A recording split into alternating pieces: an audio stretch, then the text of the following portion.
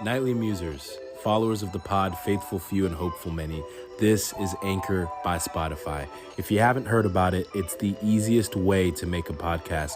It's the very platform that allows me to give you what I give you on the nightly. So let me explain. Anchor has tools that allow you to record and edit your podcast right from your phone or computer. And it gives you the ability to distribute your podcast on listening platforms like Spotify, Apple Podcasts, and so much more. It's everything you need to make a podcast in one place. And best of all, Anchor is totally FREE free. So here's where you come in. Download the Anchor app or go to anchor.fm to get started. That is ANCHOR.fm to get started. Thank you very much. Peace.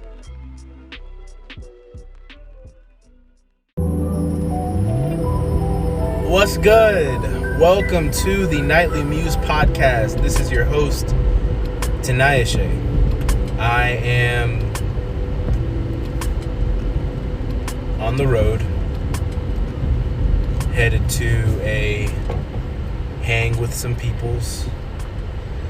I am also just now leaving the gym, and this episode is another one where I'm putting myself on blast a little bit. Just came out of having the Rona, and I am heavier than I've ever been in my life. Haven't worked out in a while. When your workout buddy gets married, that means you have to figure out how to work out without him, which is not easy. But yeah, I'm at this juncture where I've got to make some choices for myself to help myself. And yeah, so that's basically what I'm doing. So for the next month, I'm just going to space it out a month at a time. You know, it takes about a month to build a habit. I'm going to try to work out 6 days a week. I think a lot of times you try to do the gradual thing and work your way up. I think in my athletic history, the times I was most consistent was the times where there weren't any negotiations. Kobe Bryant, rest in peace, the GOAT, my favorite player of all time. Outside of Steph, Finals MVP Curry, Mr. Unanimous. I love some of the things that Kobe says about, like, I mean, they're very, very much easier said than done, but, you know, no self-negotiation. Like, one thing he doesn't do is he doesn't negotiate with himself. If he's going to do something, he does it. Very biblically based, not in terms of where he got it from, but that concept of letting your yes be yes and your no be no is something that I know from scripture, and it's an encouragement and a challenge to mean what you say and say what you mean. And so basically I'm here to say that for the next month, I'm not going to be trying. I'm going to work out 6 days a week. The only day I'm not going to work out is on Sundays, barring God's will, as they say, acts of nature or acts of God or something like that. I'm going to get to the gym every day, Monday through Saturday, and I'm going to, I play basketball on Sunday, so technically that's a workout. And I'm just going to see what happens. I have grown up in sports. I know what I'm supposed to eat, what I'm not supposed to eat, and all that stuff. And I'm just going to try to hold myself to the standard that I need to hold myself to reach the goals that I need to reach. I told myself I was going to do this podcast nightly, and I think I'm like 37 out of, this is episode 38, but like 37 out of 40 days I've done this. And so by just the very act of not giving myself an out, really, I've been more consistent than I thought would be possible. And so here I am. And if you know me and you listen to the pod, feel free to check in on me, see how things are going, cheer me on. And if you don't know me, cheer me on in spirit. But the point of it all is, this is what I'm going to be doing, and I'm going to be talking about my journey in it, because I've got a lot of weight to lose and a lot of time. But time is of the essence, and I want to get it done. And I know it's going to be a long time, and the longer I hold it off, the longer it will take for me to reach my goals. I don't have a ton of motivational wisdom, but I do have my personal story. My weight, my size has always been an insecurity outside of when I was in a sport that my size was a benefit, like football, like track. Specifically basketball, I was always naturally a bigger kid, and I was also very gifted at basketball, not like college bound or anything, but I had a good jump shot, and I was good at what I did, and I knew the game and played well.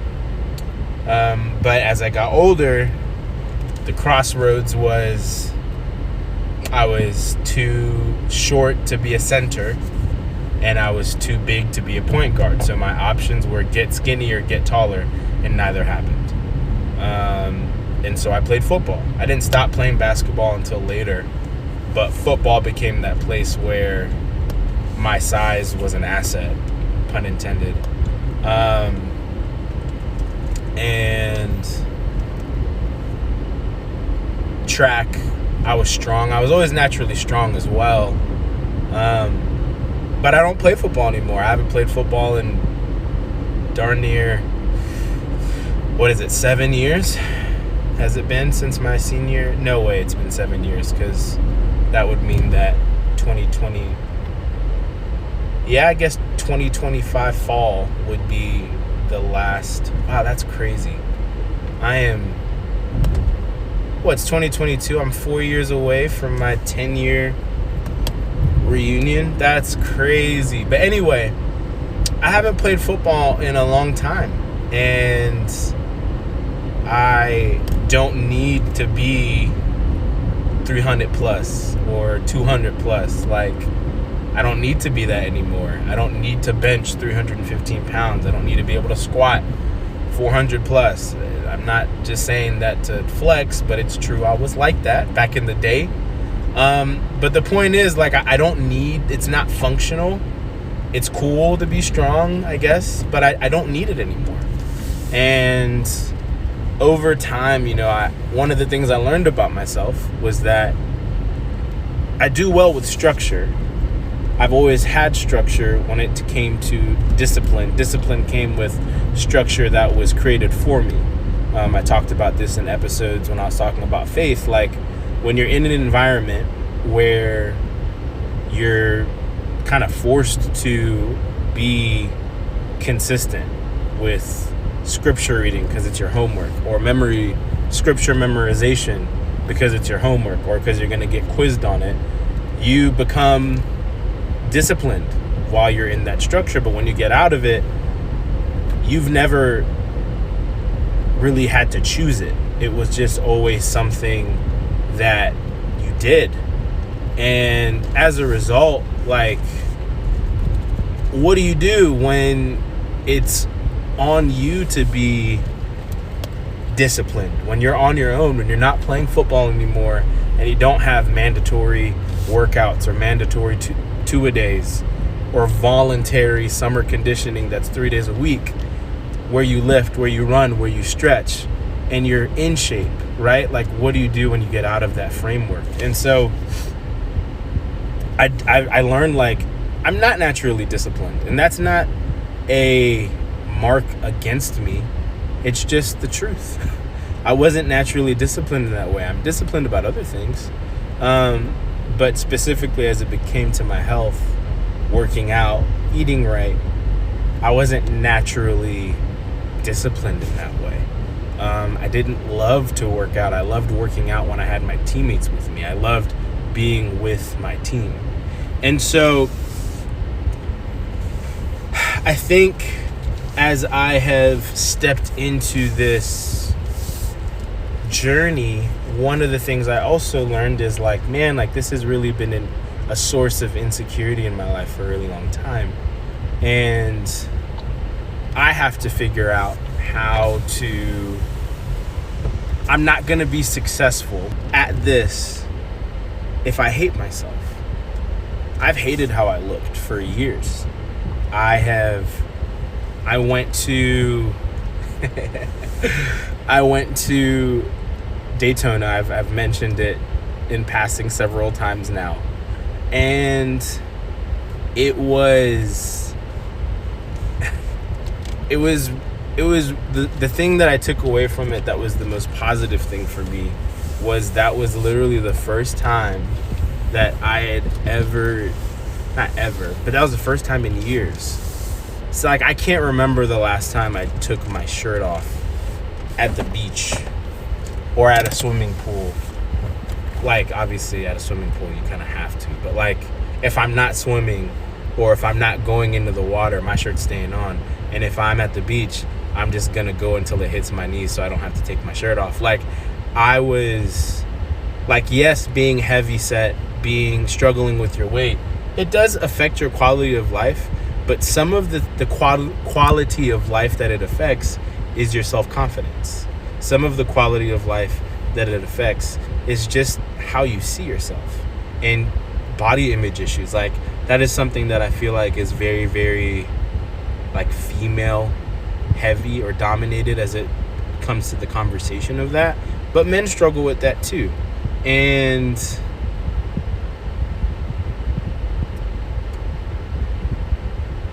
it was important for me to be able to say, hey, I'm going to enjoy myself.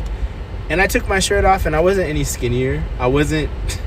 That wasn't like I had reached a milestone of, oh, now I'm this weight and so I can reward myself by taking my shirt off at the beach.